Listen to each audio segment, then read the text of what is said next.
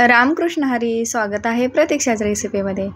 आज नवरात्रीचा 5वा दिवस आहे आणि आपण आज 5व्या दिवसासाठी इन्स्टंट आणि टेस्टी असे बघा तोंडाला आपल्या चव येण्यासाठी असं रताळे आणि बटाट्याचे चिप्स करत आहोत. इथे बघा मी 2 रताळे आणि 2 बटाटे स्वच्छ धुवून घेतलेले आहेत. आता याची आपण व्यवस्थित अशी साल काढून घ्यायची आहे, कारण याच्यावरती बघा जर अशी माती वगैरे लागलेली असते. मग याची साल पटकन निघाली जाते.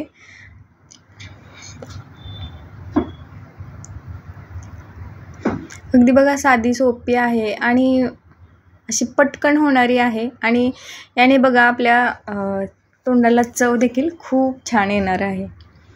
इथे आता आपण बटाटा आणि रताळ्याचे साल काढून घेतली आणि आता ते व्यवस्थित असे पुसून घ्यायचे आहेत, कारण आपण लगेच तेलामध्ये तळणार आहोत. त्याचा पाणी वगैरे तेलात पडलं तर ते बघा अंगावर त्याचे थेंब येतात, त्यामुळे ते आपल्याला भाजतं. इथे बघा मी ते व्यवस्थित असं पुसून घेतलं. आता आपण डायरेक्टली त्या तेलामध्ये, तेल ऑलरेडी माझं गरम झालेलं आहे.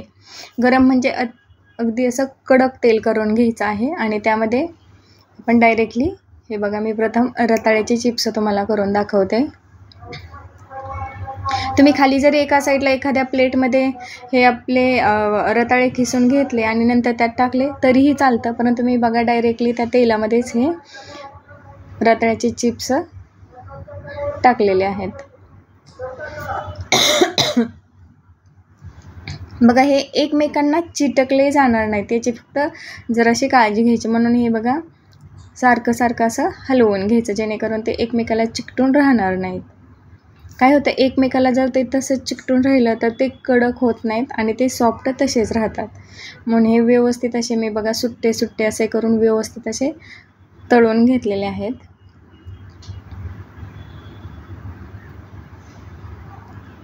आता हे आपण एका भांड्यामध्ये काढून घेऊया.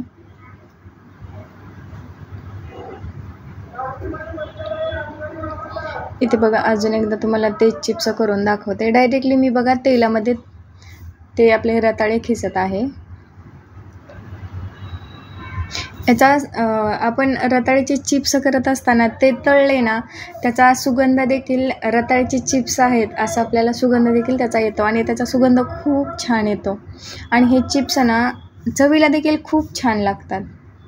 एखाद्या रताळ्याचे जरी आपण चिप्स खाल्ले ना तरी पटकन पोट भरलं जातं आणि तोंडाला चव देखील येते. मग इथे मी व्यवस्थित असे हे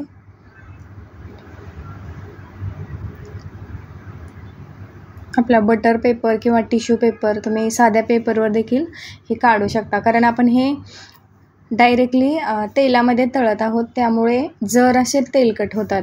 म्हणून आपण एखाद्या टिश्यू पेपरवर किंवा बटर पेपरवर हे काढून घ्यायचे.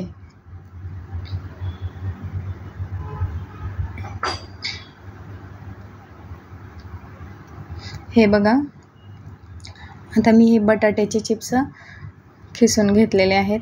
बघा ते देखील खूप छान होतात. रताळ्याच्या चिप्सपेक्षा आपल्याला बटाट्याचे चिप्स करत असताना थोडीशी जास्त काळजी घ्यावी लागते. बघा बटाट्याचे चिप्सना पटकन एकमेकांना चिकटले जातात, कारण बटाट्यामध्ये रताळ्यापेक्षा जास्त मॉइश्चर असतं, जास्त असे पाणीदार असतात, त्यामुळे ते व्यवस्थित असे तळून घ्यावे लागतात. बघा हे रताळ्याचे जे चिप्स आहेत अतिशय असे कुडकुडीत असे झालेले आहेत, कडक असे झालेले आहेत आणि आपल्या बटाट्याचे देखील खूप छान झालेले आहेत. यावर बघा तुम्ही मीठ, तिखट वगैरे घालून कसंही खाऊ शकता. प्लीज लाईक, शेअर आणि सबस्क्राईब करा. धन्यवाद.